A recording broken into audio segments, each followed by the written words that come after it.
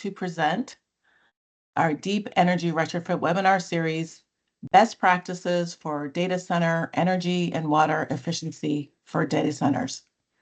My name is Elizabeth Hitchman, and I am a Management Program Analyst at the Department of Energy in Washington, D.C. Before we get started, we need to go over some general housekeeping. This webinar is being recorded and may be posted on DOE's website or used internally. If you do not wish to have your voice recorded, please do not speak during the call.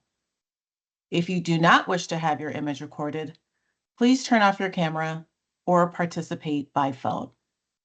If you speak during the call or use a video connection, you are presumed consent to recording and use of your voice or image. Please make sure that your phone is muted so we can avoid any background noises.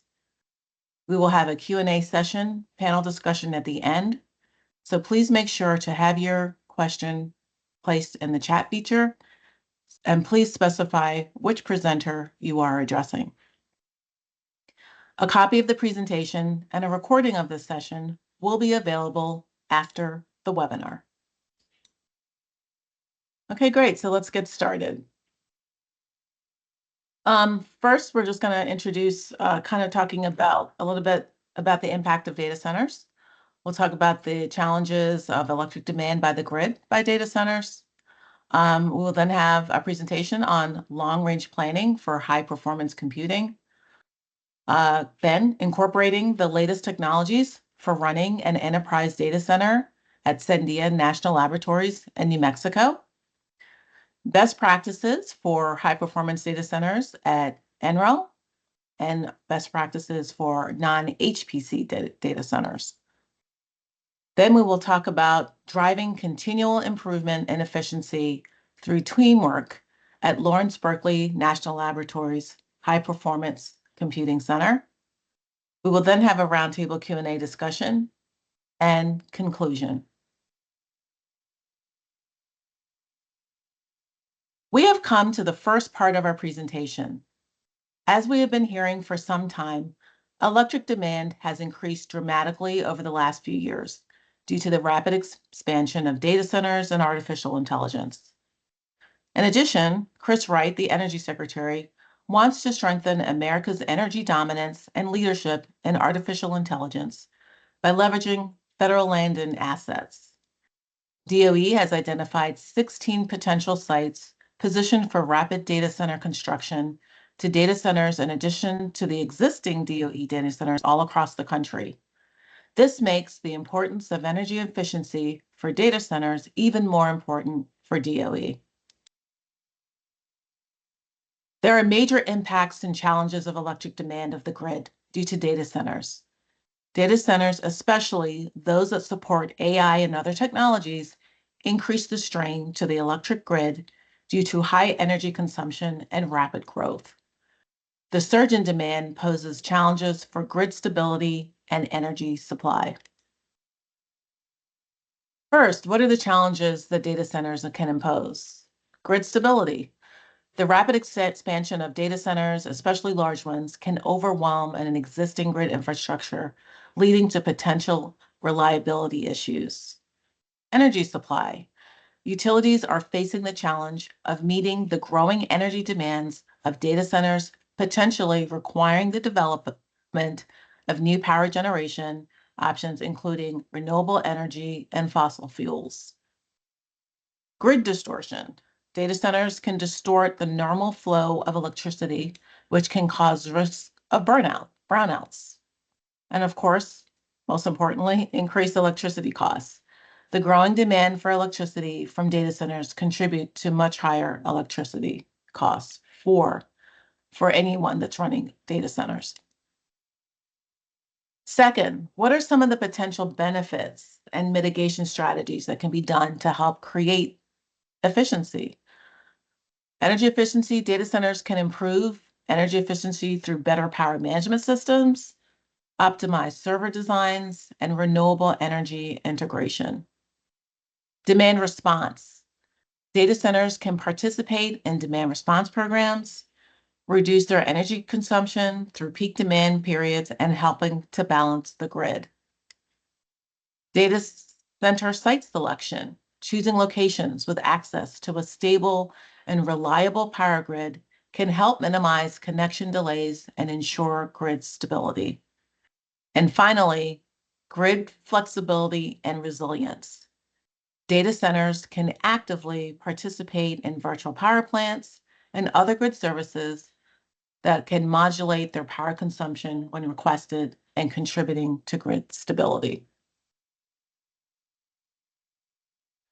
So now we've come to the second part of our presentation, long-range planning for high-performance computing.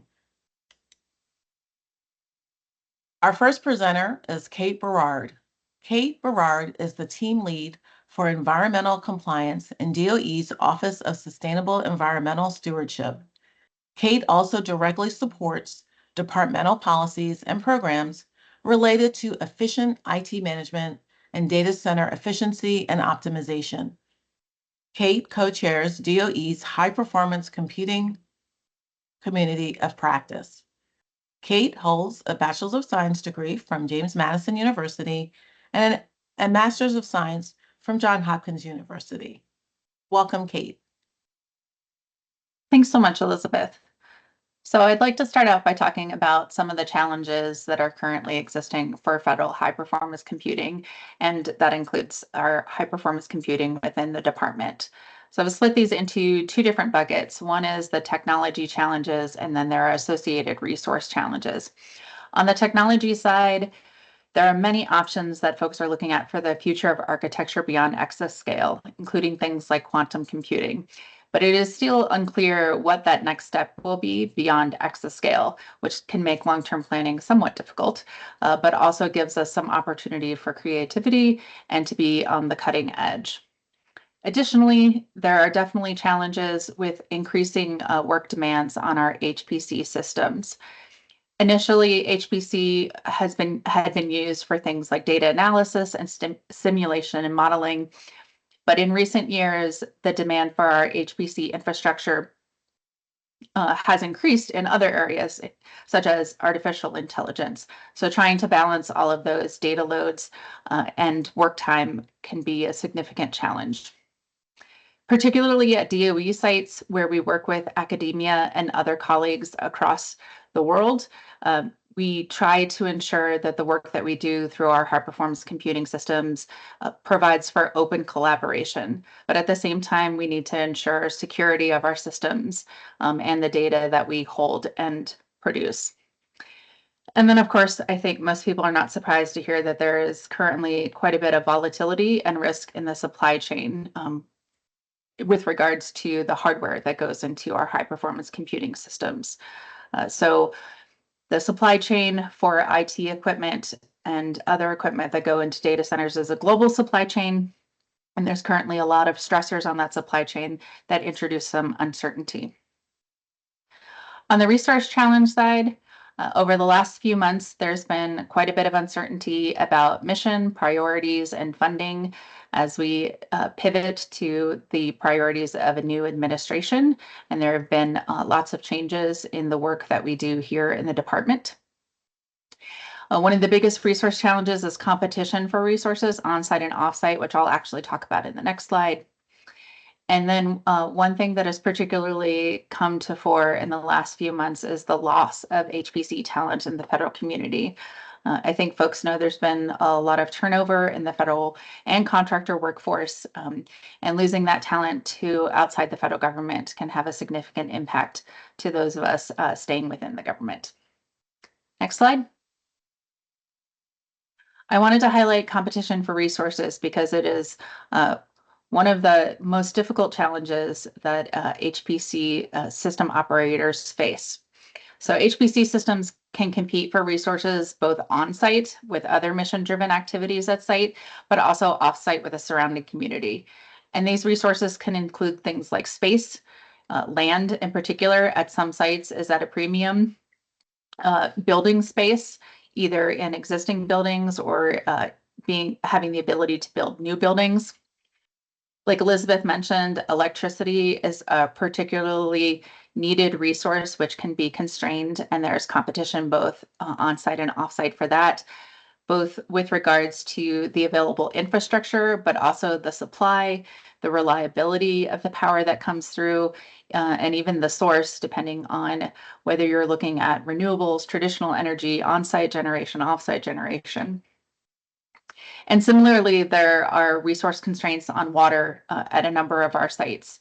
The same types of issues for electricity, looking at supply, source, and quality, as well as the infrastructure surrounding delivering water.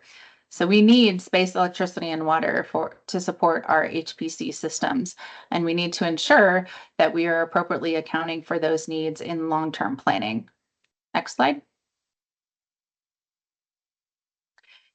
So I did want to focus on how long-range planning can assist with addressing some of those resource competition needs and some of the other challenges that I mentioned. So at almost all sites, HPC systems have a long life cycle that is planned out many years in advance. And sites have plans that include both what's on site currently for their HP systems, but also the next system that they plan to build and how they're going to transition between those two systems. So there are strategic plans on sites. They tend to focus on technology needs in order to meet mission requirements, make sure that they have the flexibility to address all of the work that's being done on site, make sure that the technology is relevant, and like I said, as particularly at DOE sites on the cutting edge, and also ensuring that the systems can be scaled for workloads in the future. Sometimes these strategic plans do include things like energy forecasts and other environmental considerations, but not always. So I encourage folks to use this long-range planning that already exists for HP systems to assess and address resource changes over the same amount of time. So looking at your resource growth, particularly in electricity and energy, or electricity and water, as well as potential resource loss if you are competing with other on-site mission activities or even your surrounding community, the availability and the resilience of those systems. All of those issues should be looked at when doing long-range planning to ensure that you're not only looking at the technology that you're going to put in place in the next 10 years, say, but also looking at all of that support infrastructure that is needed for that technology to be successful and whether or not there are going to be challenges that you need to consider in the future. Next slide.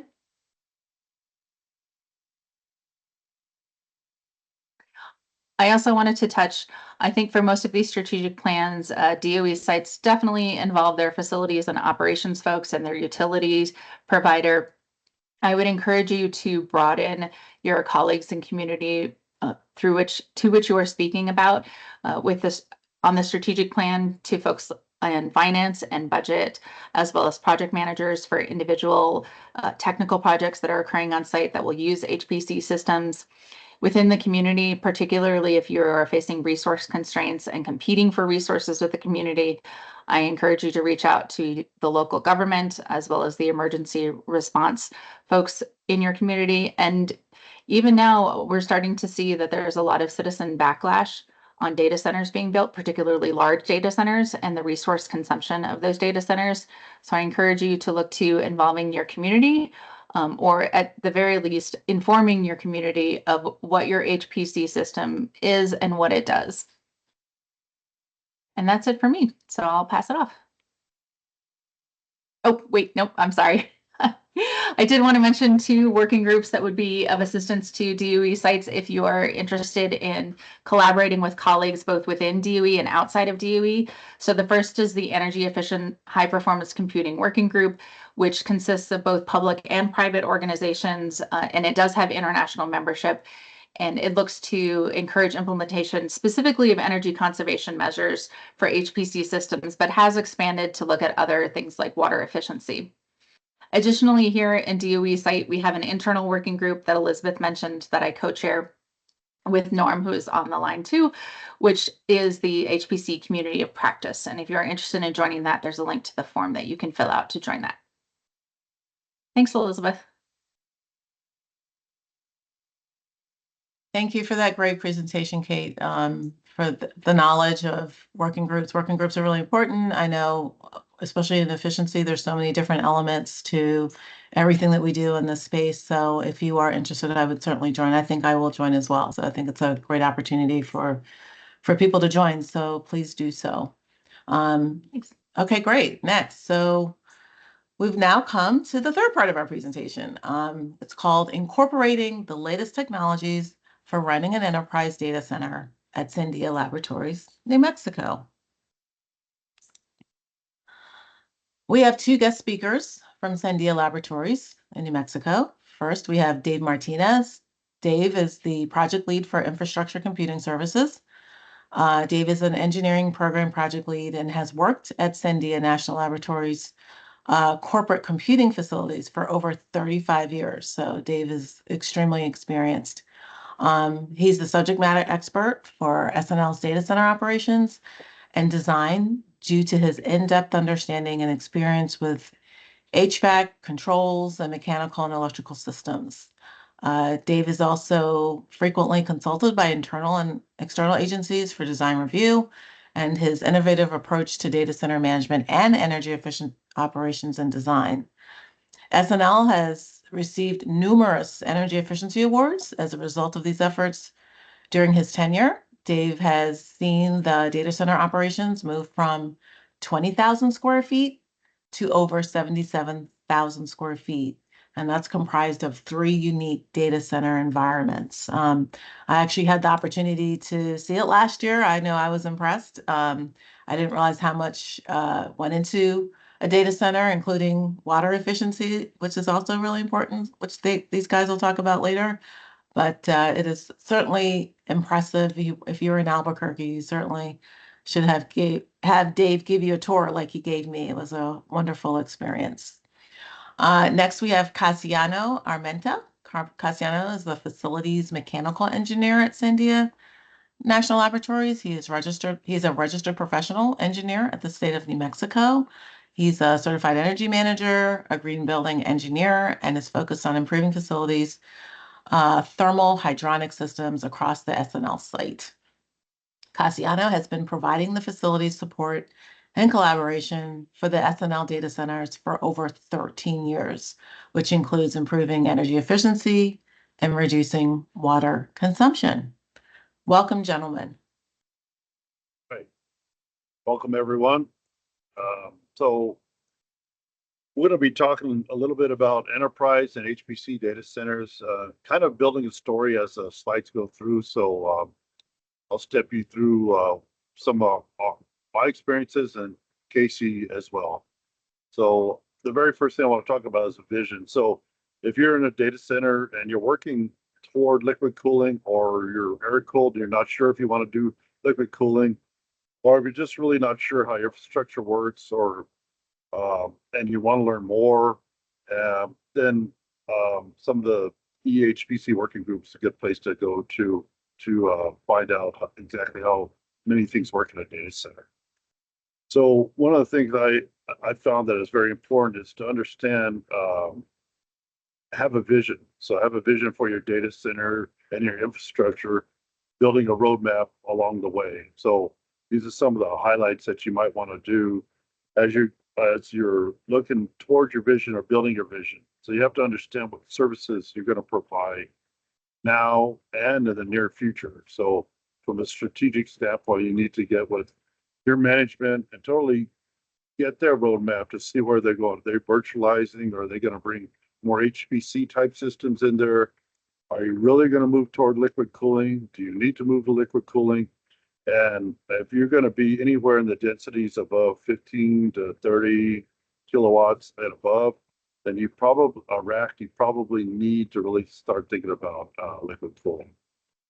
So, and as you build your roadmap, you want to make sure you build sustainability, resiliency in your vision and your project planning. So you have that in your system and you're ready to go with that, because what you don't want to do is build something that you're going to have to rebuild a year later or 2 years later. So you really need to think about what you're building in your data center. Are you moving systems around, and how you can prepare yourself for liquid cooling? There's different articles out there on transitioning your air side to liquid cooling. We can certainly share those with you in the future. Okay, next slide, please. So data center strategy. So there's a lot of different strategies when looking at data centers. But you have to look at your environment, see what type of environment you have. Personally, I like to build from the inside out. So I want to understand what am I facing inside? Are we doing GPUs, CPUs? Are we doing really hard computing, parallel processing, which is multiple computers talking with each other? Or am I just doing some type of cloud computing or whatever the case may be? So you want to understand what you're doing inside the data center so you could build from inside out on the infrastructure. And then as you slowly do this, you start transitioning from air to liquid if you're doing any type of densities in your system. So you want to look at on the outside in at that point. So you want to see how you can reject the heat or what you want to do with the heat at that point, because the power density equates to the heat in. So you need to be really proactive and really quick in your designs and thinking as you move forward, because these systems come so quickly, it's hard to react. So you need to be really proactive in those areas. And then surviving a mixed environment. As you're transitioning from air to liquid, and you have some systems that are still legacy systems that are still air cooled. So how do you survive that same data center floor? What do you need to look for, and how do you move the air around and still have liquid and room for pipes and things of that nature to get into your data center? So you have to have really good strategies when you're building these systems, know your infrastructure, seek others out there that have done this in the past, and yoke their strengths from what they've done in the past. And you certainly want to build flexibility in your data center. When you're adding systems of any size, any magnitude of pipe, see if you could put a larger size pipe in there. If you were going to design strictly for 6-inch, knowing that all your flows and that's all you needed, well, I will guarantee you this: in 2 years, you're going to need 8-inch. So you want to make sure that you have enough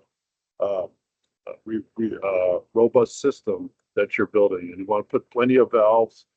You never know when you're going to take off inside the data center for the liquid cooling, things of all that nature. And apply new technologies. Don't be afraid to be scared. Don't be afraid to take on new technologies.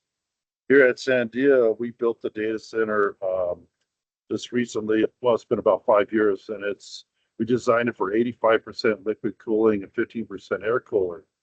And one of the problems that we were thinking about is the heat rejection. So this data center was built 14,000 square feet with 14 megawatts. So it's quite a bit of a change from our legacy data center at about 30,000 square feet and about 8 megawatts. So we worked with Johnson Controls and NREL and worked on a new technology called a thermal siphon. Placed that on the roof of NREL's data center and tested it out for heat rejection solution that doesn't utilize water. It just uses the properties of refrigerant 134A, no compressor, and it just has warm water entering and the cool water leaving, and the refrigerant boils off, cools down with the fan system, and then cools off the water going through. So we place these systems on our roof, and some of the local engineers were like, not sure.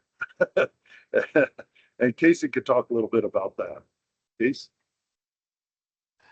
Yeah, thank you, Dave. Yeah, no, it was definitely a shock. It was a different way of thinking, and once again, as Dave promoted, don't be afraid to apply new technologies, because that is where we're heading towards. We need to embrace the new technologies and be able to understand what they are and basically learn from it. So, Dave. Yeah, and then managing your power density. So when we built this data center, at the time there's like 25 kilowatt racks. So we have systems on the floor now that are from 35 kilowatts to 300 50 kilowatts a rack. So if it's very difficult to manage your power densities. However, you need to keep ahead of technology. You have to understand what's out there. So you need to seek out other people that are in these type of arenas, and don't be afraid to get a hold of the NVIDIAs or the IB, anybody out there that's making the new chipset, and find out where they're going, what their roadmap is, and see if you could attend some conferences that they talk about these things, so you can understand what's out there the next 5 years. Next slide, please. Casey. Yeah, no, thank you, Dave. So now we've talked a lot about of sizing of systems, removing how do you remove heat out of these data centers. But now the other side of the coin is, instead of just rejecting heat and putting it up into the air, can we actually use these data centers as a heat source? And with that, that is a different mindset. Once again, embracing newer technologies and understanding the environment that we're in now, to where data centers are demanding more power, so therefore there's more heat opportunity there to be able to collect. With that, though, the heat that is rejected is what's considered to be waste heat. And a lot of heat, a traditional heating water system is normally produce 180-degree water supply temperature. That is quite a bit warmer than what we get from data centers nowadays. But if we're able to change our way of thinking of other heat heating water systems and reduce that water set point, say down to 130, 140. Now we can able to introduce newer technologies like heat pump chillers, heat recovery chillers. It makes it more of a viable option to where we can capture that heat and be able to utilize it in neighboring buildings. Now, with that being said, we have to look as well, how do we connect these buildings together? The image here shows an idea of having a structure to put the piping above ground. I'm sure many places can definitely relate to this. Every time you dig into the ground, it's pretty expensive, and sometimes and most of the time, you never know sometimes what you're going to find. There's a pipe there that no one knew it was there. There was some type of utility in the way. Having it above ground provides many benefits, being one, you have easier access to the piping up above. You actually have a shade structure for you to walk underneath, which is always a benefit. And you even have the possibility if you want to put PV up above. So using this structure for multiple different ideas could be a great benefit. And from our perspective, trying to transfer that energy to neighboring buildings. The next thing I want to talk about is how do we look at uh, using the other technologies such as geothermal. Is This is a newer type of technology. Do we have a place where we actually store the heat that we collect underground? Many times parking lots could be a great opportunity for that. So once again, when you design these structures to transfer piping, definitely think about bigger size, just like Dave mentioned, because it always seems to go bigger. But you could also take advantage of the opportunity. Could we store it in a battery of a geothermal system? So that's another way we actually need to look at this. And once again, embracing newer technologies, heat recovery chillers, heat pump chillers. This is definitely a newer technology. And also another thing we look at is, do we need to phase out older technologies? Many times people would install a thing called a free cooling heat exchanger, where we take advantage of the cooler temperatures in the wintertime to reject that heat. Well, now we don't want to reject that heat. So where you actually had a plate and frame heat exchanger or some type of heat exchanger to reject heat, now you have the opportunity, we could remove that and we could put in these heat pump chillers or heat recovery chillers. And we can now transfer that heat and not reject it to the air. We can actually use it for other buildings itself. The last thing I want to talk about is consolidation of plants. Many times a plant is installed, a hub, and then later on another one is installed. But to actually connect the two together is sometimes something that's not really thought out. And this is something you really need to take advantage of this opportunity, because you can actually, with this technology of, if you want to put above ground, but when you connect plants together, you are able to reduce the amount of equipment you have and still have redundancy within your system. And that's a great benefit, because with less equipment means less maintenance cost. And that's always a great benefit, because there's always other things that have to be maintained on the campus. Dave, I'll hand over you for the next two. Yeah, well, and then you go to the new AI digital twin model. So this is new concept for everyone, and to build your model. And with your model, you could do several different things. You could predict energy usage base on construction models. You can work with your energy efficient teams and see if you could simulate problems within your system. So if we lost pump A, does pump B really come on? What will be the difference in that? And just overall operation. So it's a really good thing to have. And then to enhance the performance of your whole data center and your chiller plant through the software. So basically what you want to do is be proactive. So right now, probably 99.9% of data centers are reactive in their heat removal. So what that means is that we're always reacting. The chillers are come out based on what the power demand is for the computers. So the chillers cannot predict what's going to happen next with your system. So what we want to do is try to blend the systems and use a software where we would be able to predict the loads coming from the computers. So that way, instead of being reactive with the chillers, will be proactive. So we won't have thermal lag in our systems. It saves lots of energy. Next, please. So yeah, so it's just another slide to talk about our roadmap here at Sandia and some of the peak collections areas that we have within our data centers. And you can kind of see, looking at the from 1985 to where we are about now, where we may be going. So you have a good idea of how the data centers evolve with inside, and same with the outside. There's all types of different things: air side economization, water side economization, primary loops, secondary loops. If you're doing liquid cooling, you're going to have up to maybe 2 or 3 loops within one data center, which is a very good thing to do, because then you could be very versatile in the way you deliver services to your computing systems.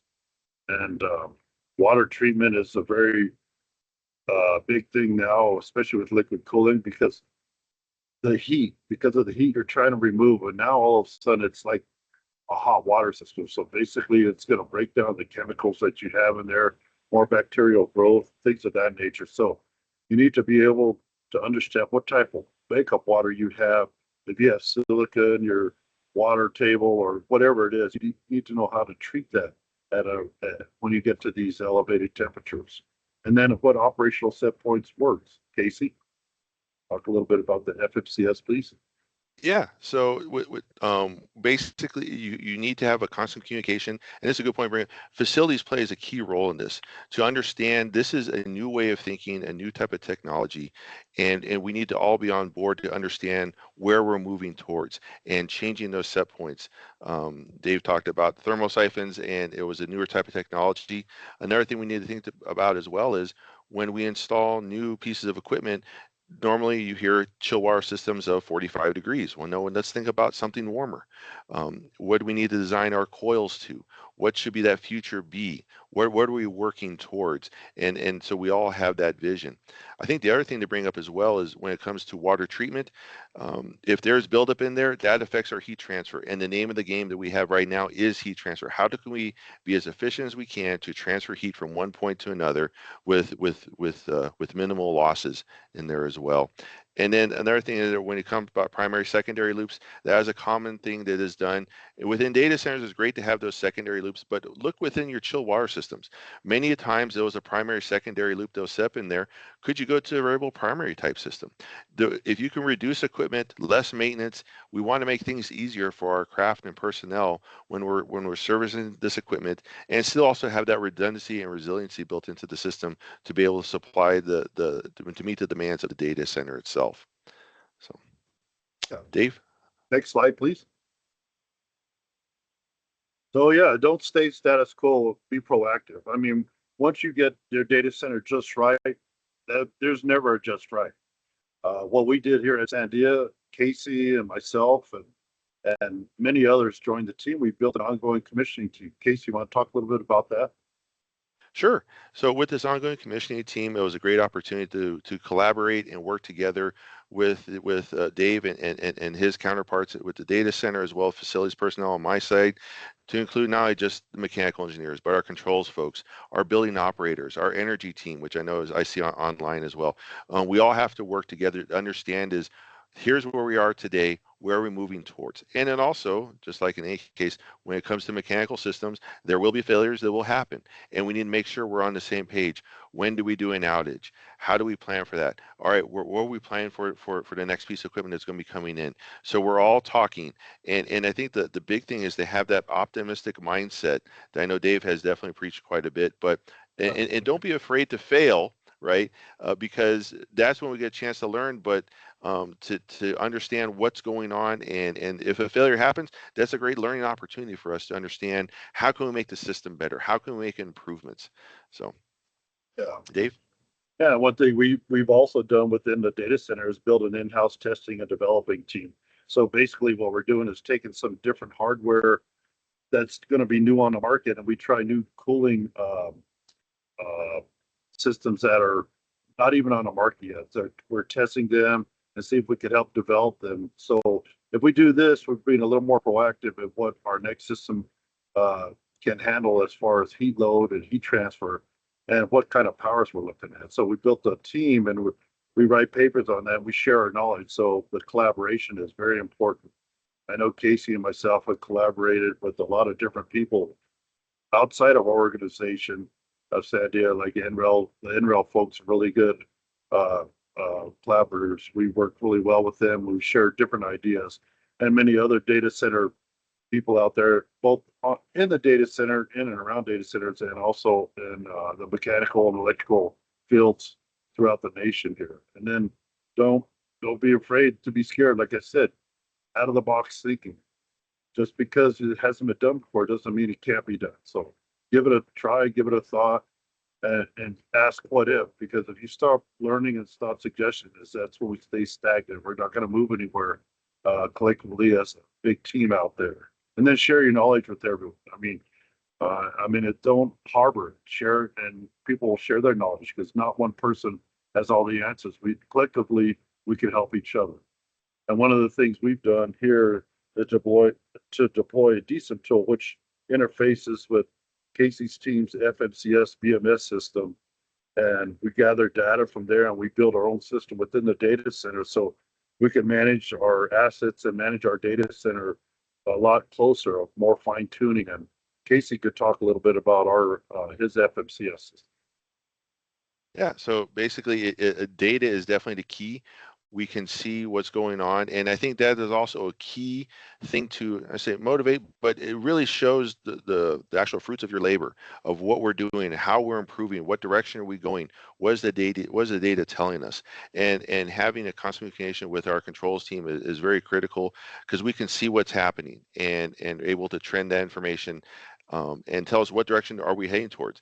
And it's a great opportunity to also look back upon what we've done in the past. And also weather plays a big factor as well. What's the conditions going to be outside? How should we plan for, a cold front coming through? Or, hey, we have ourselves, it's summertime, the heat's going to be turning on. How do we plan for that? And working with our groups is definitely key for that. And definitely controls plays a key part in that. Dave? So basically we collect all this data as well. So when we are ready to step into the digital twin mode, then we have a lot of data already. We don't have to go out there and seek all these little points in this data, because every time it's a team the way we work. And so every time we install something new, a piece of pipe, we put a BTU meter on it. And every time we add a piece of conduit and we put power into the data center, we CT it so we know how much power we're drawing. So we have all these pieces in place, and we didn't do it all at once. We've been building the story. And so now that AI has come along, and that's a big buzzword. And so once we understand how digital twin could help us and we can input the key points, we're not behind the eight ball. We already have a lot of these points. We just need to understand how to input them sequentially so we could start building our model. And I think that's it. Any more, Case? Nope, that's it. Thank you. Thank y'all.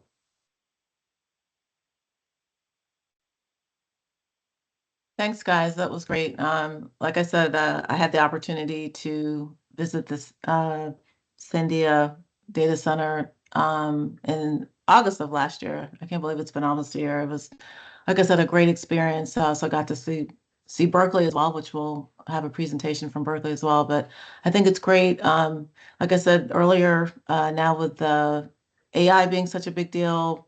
Obviously, Chris Wright, the Energy Secretary, is wanting to build many data centers and probably in some of the locations of our sites, certainly. So it's a big deal now. So efficiency is really important. The impact to the grid is pretty it's quite a bit. So we want to make sure we're doing what we can to be as efficient as possible. So anyway, now we've come to the fourth part of our presentation. This one is titled Best Practices for HPC Data Centers at NREL, and also best practices for non-HPC data centers. So even though we have some really significant HPC data centers, we have ones that aren't, but they are still important as well. We have two guest speakers today from National Renewable Laboratory, or NREL as we all call it, in Golden, Colorado.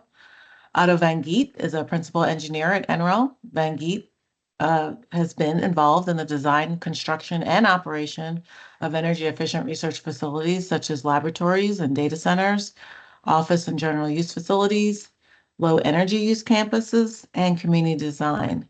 Otto was one of the first founding members of the Labs 21 Smart Labs 12SL program and provides technical guidance for the program. His experience also includes renewables, screening and assessment, PV system design for on and off grid applications, energy audits, and minimizing energy use. Otto has authored many technical reports and conference papers and has been recognized with many awards from professional associations, including the 2007 Presidential Award for Leadership in Federal Energy Management, the 2011 GreenGov Green Innovation Presidential Award for the NREL Research Support Facility Data Center, and the 2022 International Institute for Sustainable Laboratories Lifetime Achievement Award. So one thing we've learned, Otto has great experience when it comes to data centers. So we look forward to the presentation. But we also have David Seckinger. David is a researcher in the Advanced Computing Operations Group within the Computational Science Center at NREL. Since 2012, he has been involved with the operation of the mechanical systems supporting NREL's high-performance computing data center that currently houses the Eagle and Kestrel supercomputers. So lots of supercomputers with DOE. I'm sure everybody knows that. So it's a lot to manage. His research focuses on energy and water efficient data center facilities and liquid cooling technologies. David is a data center energy practitioner, HVAC specialist from the U.S. Department of Energy. That was a mouthful. So anyway, welcome, gentlemen. Thanks, Elizabeth. I'll go ahead and I'll get started here and talk about air-cooled data centers first. And even in HPC data centers, David will talk about liquid cooling.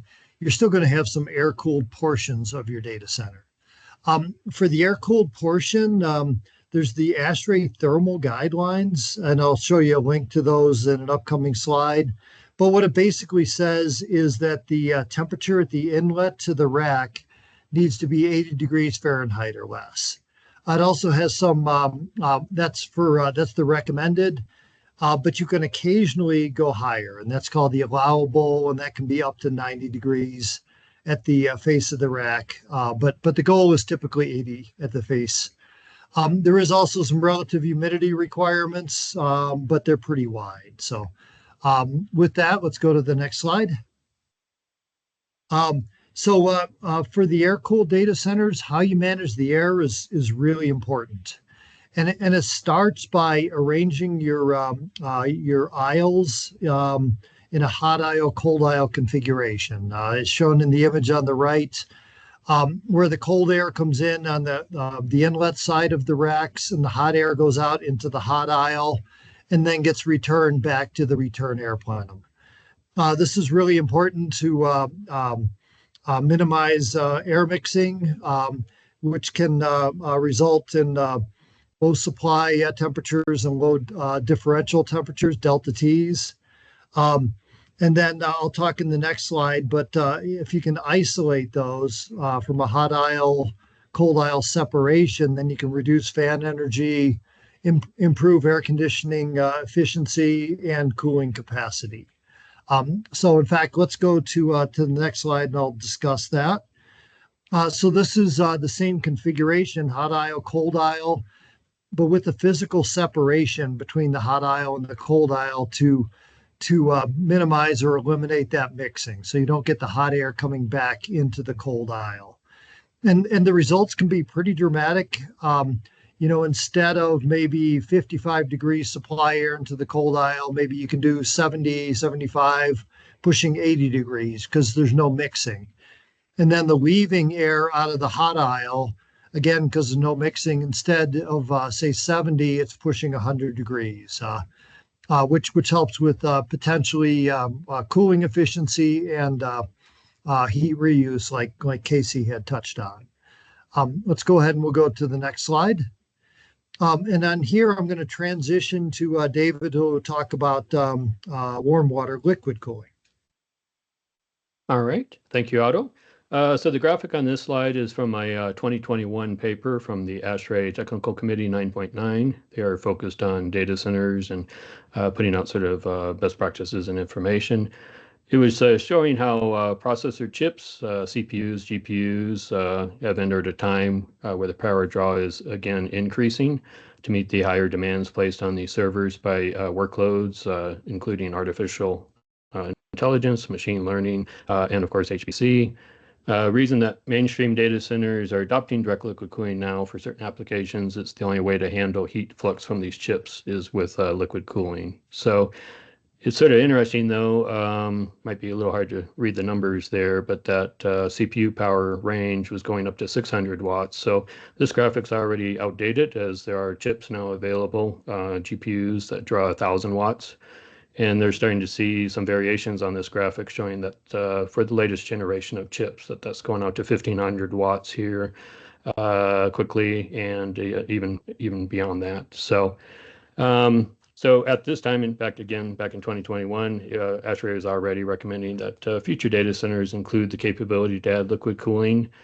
So thinking through that, and as Dave and Sandia colleagues sort of talked about it, if you haven't yet done that, always feel free to reach out to sort of the DOE community and especially the HPC community that's been doing this for a number of years, and happy to share our lessons learned.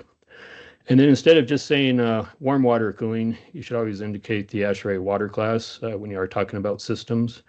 And that's sort of the table in the upper right with that column that's highlighted in green. So that W number is in degrees Celsius for the facility supply temperature. So if you see W40, for example, that's indicating the solutions you select. You can work up to a facility supply temperature upper limit of 40 C or 104 degrees Fahrenheit. And then sort of the less energy that is consumed by the supporting infrastructure can really be a multiplier because that allows you to install more computing capability within the same envelope. But there is a balance sort of between the facility supply temperature where you can reduce the cooling power, but you might see increases in terms of leakage power consumption on the processors due to the higher operating temperature. So really there's a balancing act, and you really need to take a holistic view of the power distribution into the data center, electrical energy to the chip, all the way through the thermal management infrastructure to overall improve energy efficiency. So we'll go ahead and go to the next slide, please. This is just a few highlights on INRO's high-performance computing data center. So we've been in operation now for over a decade. Went into production in 2013 timeframe. We have deployed, I think, 10 different liquid-cooled systems, including some tech validation work on at least 4 prototype cooling solutions. And some of that was we did in partnership with Sandia. Our data center, we were fortunate, was to be able to start new. It was designed with liquid cooling in mind at the time and built into a lab building with the intent of reusing low-grade heat from the data center. And it's located in sort of what we refer to as ESIF, the Energy Systems Integration Facility, that includes lab and offices. Just a few key features here. Not going to read through all of this, but 10,000 square foot data center. At full build out, it could support 10 megawatts. We are currently provisioned and sort of operating in sort of the 3 to 4 megawatt range. We have no chillers as part of this, so we are able to meet facility supply temperatures year round, located here in Denver, Colorado, with just the cooling towers. And so typically our supply is sort of around 68 Fahrenheit, but we can go as high as 75 Fahrenheit is what we kind of list when we're procuring systems, IT systems that they need to be able to work with that temperature. You can sort of see, this was sort of the design specs, but the 60 to 80 kilowatt per rack range, when that was sort of defined in 2010 timeframe, we've already exceeded that. So again, as you're thinking through, it helps to have a roadmap and understanding things are quickly changing. So, total enterprise or typical enterprise data centers, you're going to maybe see rack power densities in the 5 to 15 kW. I think in 2013 we had racks operating at sort of 40 kW. Our second flagship system, it was sort of operating 2016 time frame at 70 kW per compute rack. And then a rack equivalent that we're operating at right now is sort of 140 kW.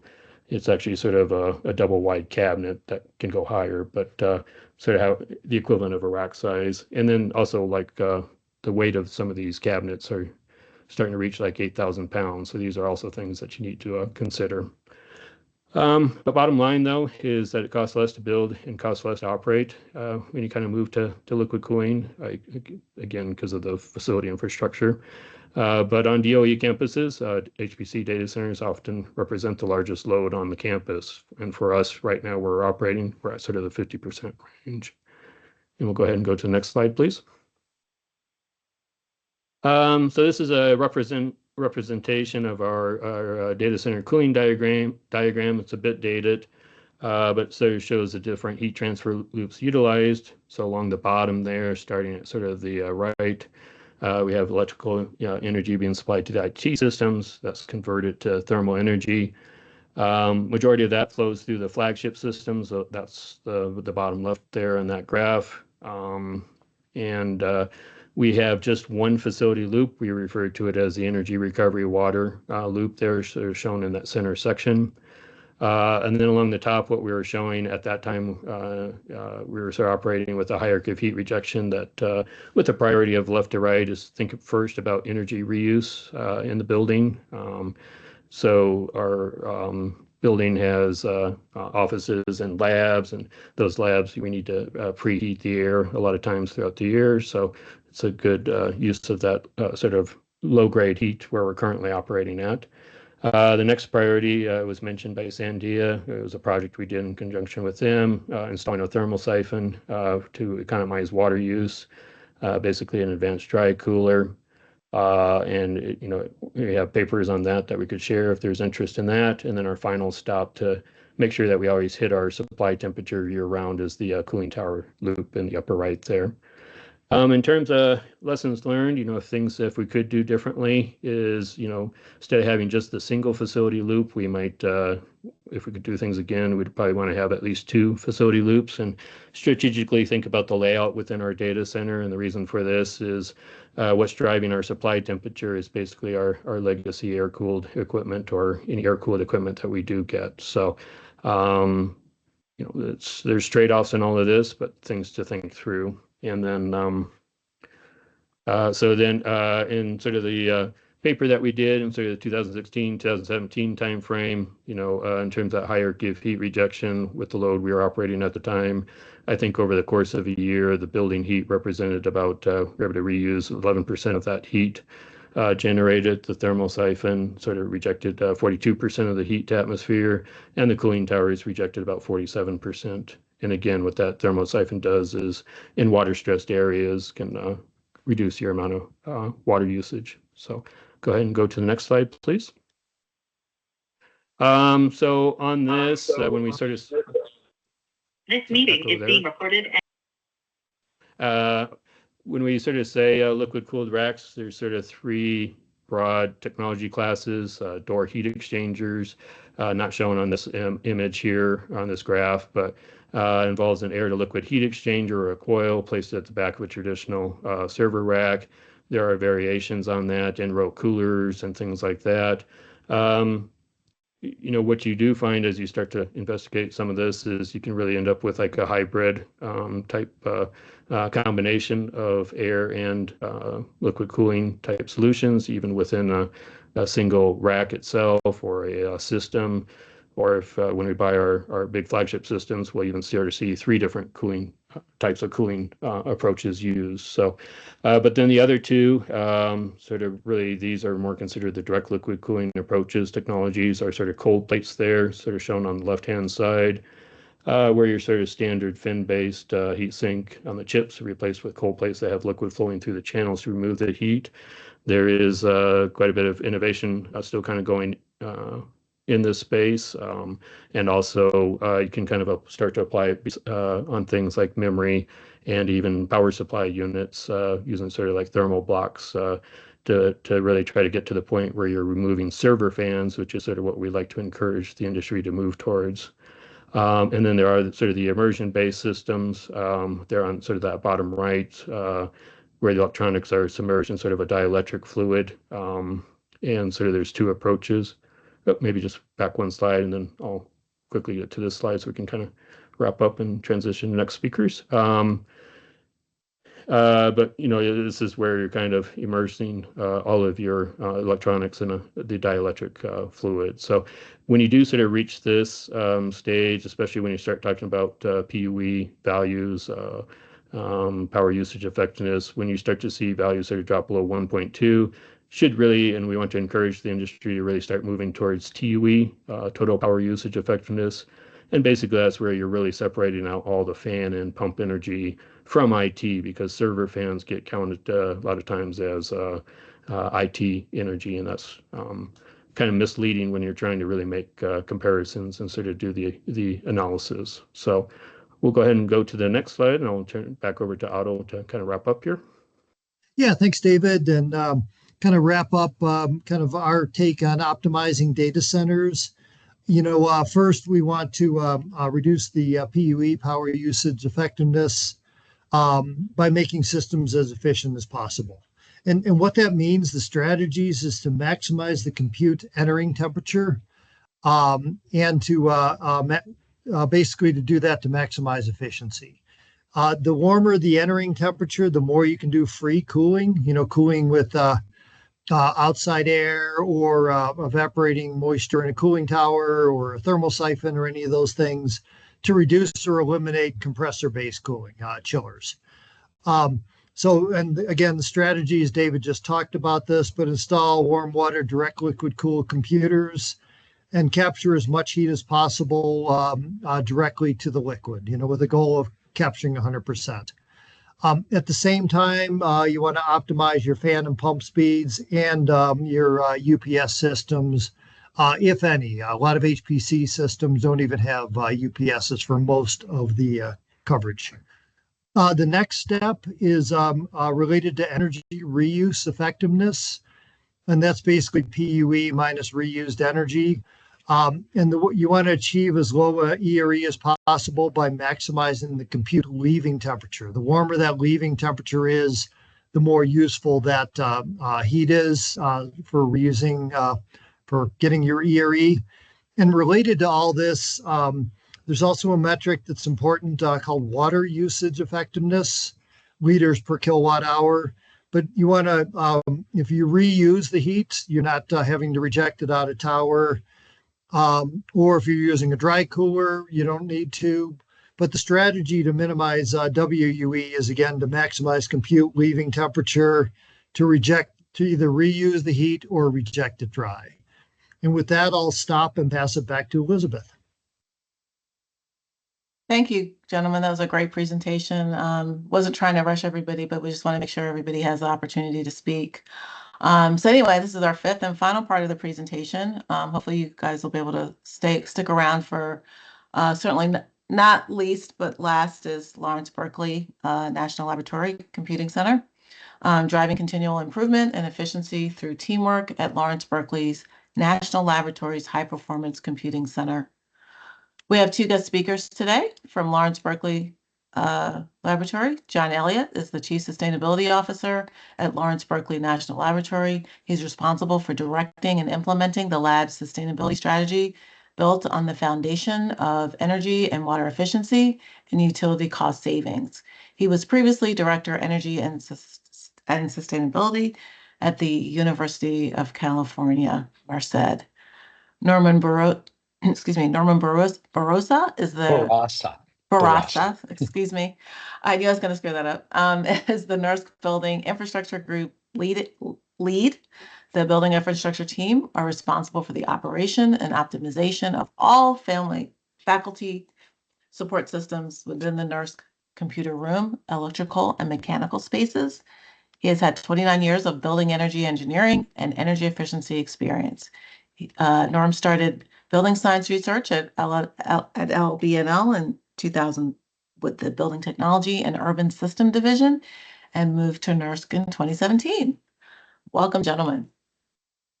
Great. Thank you, Elizabeth. As Elizabeth mentioned in our title, the theme here is driving continual improvement and efficiency through teamwork. But first, I'll just introduce you at a very high level to the facility. So when we say high performance computing at Lawrence Berkeley National Lab, we're talking about the National Energy Research Scientific Computing User Facility, which we also know as Building 59 and Shiwang Hall. So you can just get a feel for it. You'll recognize some similarities to the NREL data center. There's two photos there, the south face of the building and an aerial shot. And then we also have a cross section of the building, and it's depicting airflow, natural ventilation through the building from the right or the west through to the left or the east. So this is a relatively new facility. It was completed 10 years ago. It's 150,000 square feet with a 28,000 square foot HPC floor, which has liquid cooled system and air cooled systems as well, and tape storage and so forth. It does also have office floors. Current peak demand is 6 megawatts approximately, but it has much higher electrical service. And as is mentioned elsewhere, it's a significant energy and water consumer at our site, about 30% of energy and water consumption, 40% of our electricity consumption. It's also generally a very energy efficient facility. It's employing many of the strategies that NREL just went through. It's using single pass, just straight air that's coming off of the ocean through the Golden Gate, cool air for 70% of annual hours. It is providing additional cooling through cooling towers, so that's compressor-free cooling as well. And then general heating is sourced using the compute waste heat and also heat pumps. Go on. Great. So as I mentioned, we're talking about teamwork. So in 2016, we established a NERSC efficiency optimization team. So this is a team dedicated to continual improvement in energy and water performance at NERSC. So the initial idea was to pull together a team and have all the stakeholders and competencies in one room so that we could make good, well-informed decisions, we could learn together and make rapid decisions moving forward. So for us, that meant having experts like Norm from NERSC, and we had a whole team of very skilled operators at NERSC. We had applied researchers from our energy technologies area, myself and our energy manager from my group, controls engineers from facilities, and we also engaged a consultant for the first 2 years to assist us in the effort. So we really had two primary initiatives over the first 2 years. One involved improving monitoring capability. So you can think about that as establishing real-time PUE for the building. And you've just been reminded of PUE from the NREL presentation. And then we had another effort which was focused on energy conservation measures. And we mapped out energy conservation measures that amounted to 30% of the non-compute load. Nowadays, we focus, I would say, more on maintaining performance, but that is not a mundane job. The system and systems are always evolving and changing. So really that's, we've developed capabilities to quickly identify anomalies or degradation of performance, and then also to capture additional savings as the center continues to evolve. Go to the next slide. So just a few comments about some of that historical work. As I said, we worked to get PUE calculation in place. This was an idea in the original construction, but was not completed as part of the original construction effort. So on the left, you see the depiction of all of the meters that are involved in the PUE calculation. So there was a lot of work just to nail down that formula. We had some gaps in metering, and we had to decide whether the loads were significant enough to warrant installation of additional metering. Once you get the PUE metering in place, you have to calculate that. We do it in our SkySpark system, which is an analytic system that overlays on top of the data infrastructure that you hear about later from Norm. And one thing I'll mention is that, it's challenging to keep on top of all of that interval data. So we have alternate PUE formulas that we can use depending on the particular data quality that we're seeing at any one time. And in the lower right, you see sort of the basic functionality that we produce through that effort. This is in SkySpark, which allows us to look at average PUE over different time periods. So that's showing PUE and data availability per month for the last 12 months. And the number down at the bottom is 1.067. That's our current PUE. Go to the next slide.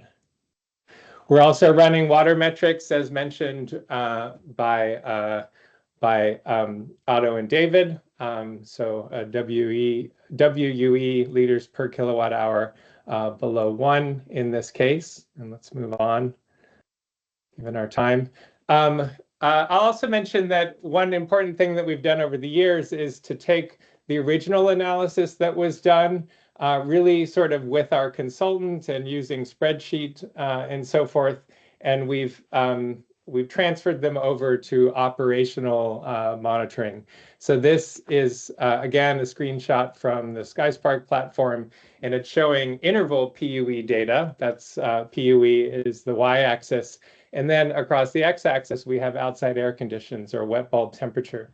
So you can see this is a strategy we're using often to identify any problems that would affect performance. So you can see all those scattered plots of light blue color is a baseline. So we always have a baseline condition for which we're happy about the operation of the plant, that it's working well. And then we'll look at a performance period like a month that's shown in the red here. And if it diverges outside of that baseline, we know that there's some problem that we need to investigate and correct.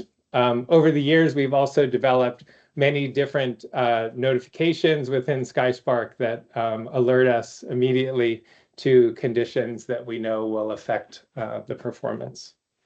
You can go to the next slide. This is just another view of that plot, but instead of PUE on the y-axis, it has all of the energy consuming portions of the cooling plant. So this is just showing you that you can go one level down, and this shows you, I can see which system, this is the purple system here, which are treated water pumps, are contributing to the anomaly we saw at the higher level plot. You can go to the next slide. Great. And then here, just to get a sense of the kind of savings opportunities, of course, all of this will vary depending on your particular center, but you can see a tally of the energy conservation measures that we have achieved over time. There's different types of measures. Some of them are related to hardware, like installing firmware on the UPS to enable an energy saving mode. A lot of the changes are controls changes.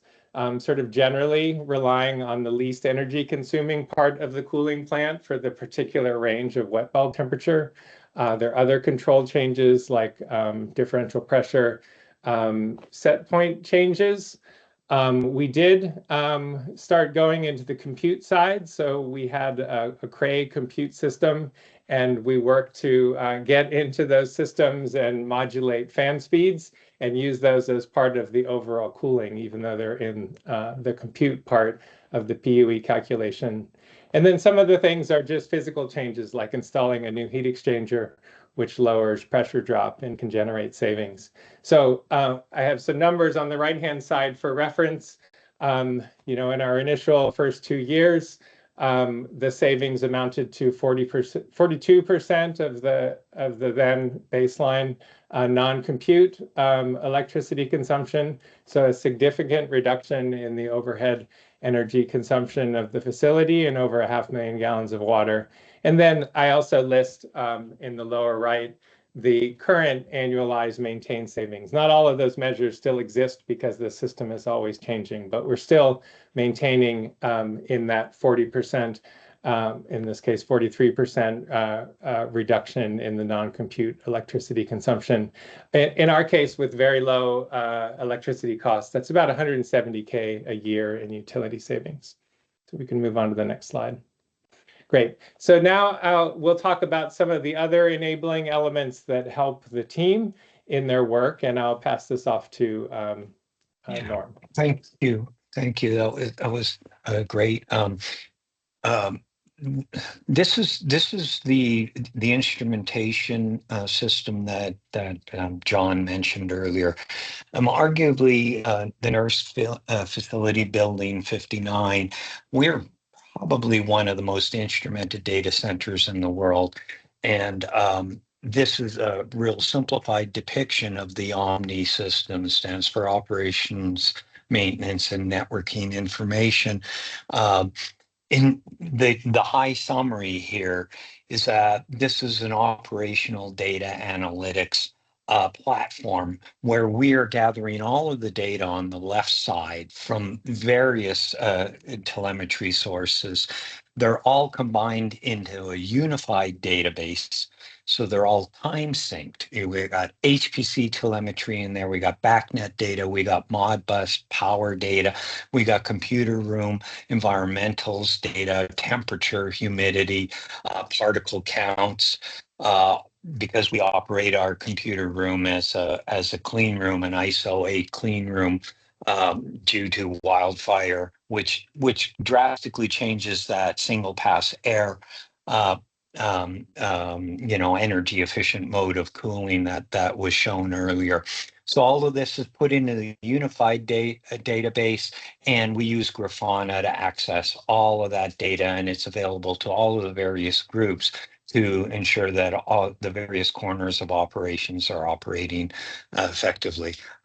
Next slide. I think that's it. Yeah, go ahead, John. Great. And I'm going to be very brief because we're getting to the end of our time. So Sandia mentioned an ongoing commissioning team. So that's been an important part of what we've done as well. If those words sound intriguing to you, ongoing commissioning, I encourage you to check out ocx.lbl.gov that talks more about our program. And I'll just mention quickly, one of the things that we've done in particular at NERSC, since so much of the operation is dependent on outside air conditions, is to really work on calibrating outside air temperature sensors and sensors within air handlers. They're very large, and it can be quite complicated because there's stratification in those things. So we've paid a lot of attention to managing those probes and making sure they're in the right condition, and doing multi-point calibration of those sensors as well. You can move to the next slide. And then finally, I would say, well, this is not finally because we have a couple other slides, but I would say that all of this work also happens within a broader framework of a ISO 50001 certified energy and water management system. So that's been very valuable to us. And it also, we certify our system to using a third-party entity, but we also participate in the 50001 DOE ready certification program. So I'm moving quickly since we're running out of time, and pass you on to Norm to finish up our last two slides. Extensive collaboration with the lab directorate and John Elliott's group for our new construction. And we're moving right now into construction. We've just started in the last 2 months for the NERSC 10 project, which is our next system. We're operating only one Perlmutter, which was NERSC 9. And we're looking at, we're roughly a 6 megawatt, 5.5 to 6 megawatts of demand right now, which we will increase to 16-ish total peak demand. And this system will firmly be two times larger. And as a result, a lot more water consumption, an area that we wanted to focus on. In California, water rate increases are the utility to really pay attention to. And the amount of water consumption that we were looking through in our forward planning, we realized through the analysis that John's team provided that we needed to provide better performance for both community and actual utility consumption reasons. So we are now moving into a dry cooling, which is giving us actually almost full resiliency for wet cooling and dry cooling for most of the year. So it's an example of the benefit and the overall resilience building for the scientific computing that we deliver here. Next slide. Last thing I want to talk about is over the last 2 years, we've been engaging the HPC side of NERSC in emerging power capping and energy efficiency opportunities. So I asked for the Advanced Technologies group to give me this quick little summary of the work that's been done. And there's an enormous amount of work here that will be of interest to the community, a total of 10 papers published looking at strategies like power capping, frequency tuning, in order to actually reduce the amount of power consumption in a job. This is also kind of exposed the tension between time to solution versus energy to solution. So in fact, users may actually now are faced with the choice of choosing, well, do I just let my job run a little bit longer, cuts into my compute allocation a little bit, but I'm going to be a better custodian to the environment. So this is now starting to get us in the scientific computing HPC world into the question of the balance between the amount of time it takes to get to a solution versus the energy savings. For our case, we're having to look into the whole user incentives. We got to create new incentives for users to actually buy into better energy and water savings for their compute jobs. And so there's a lot of very interesting information in here. We don't put any links, but you can reach out to me directly and or the names of all of these researchers, the Berkeley Lab, everybody's contact information is public. Reach out to any of them and they will be happy to share this information. Great. Well, thanks a lot, Norm. And thank you, Elizabeth. Here's our contact information if you'd like to follow up, and I'll let you close this out, Elizabeth. So we do have one question. What was your initial motivation to start the NERSC efficiency optimization team? Oh, I guess at the time I saw that taking action was really quite low cost with high reward. So I think it's probably true at most sites. Our high performance computing center is very high profile with a large energy and water footprint. So I wanted to make sure that footprint wouldn't become a liability for us as we go through projects to do facilities upgrade. So I really wanted to demonstrate kind of leadership in efficient high performance computing and meet our federal efficiency requirements. And I saw at the time that we had kind of all the pieces to the puzzle, but they weren't put together in a way to actually drive that leadership over the time. So it was quite low cost just to pull all those minds together. We had a little bit of consultant help, but it was quite low cost to deliver all that value. And then you see over time, it leads to bigger savings, like that $30 million savings from dry cooling, which I think really does kind of evolve out of that partnership.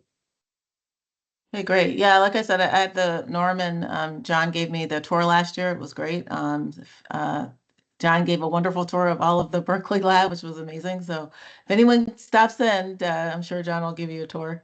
He did a great job for that. And also, just in case, we've talked a lot about ongoing or continuous commissioning. It's what is commonly referred to in the rest of outside of the world. But we did do a webinar about a year ago on that with John's team, ongoing commissioning team. So when I send out the slides and the recording, I will certainly send that one out as too.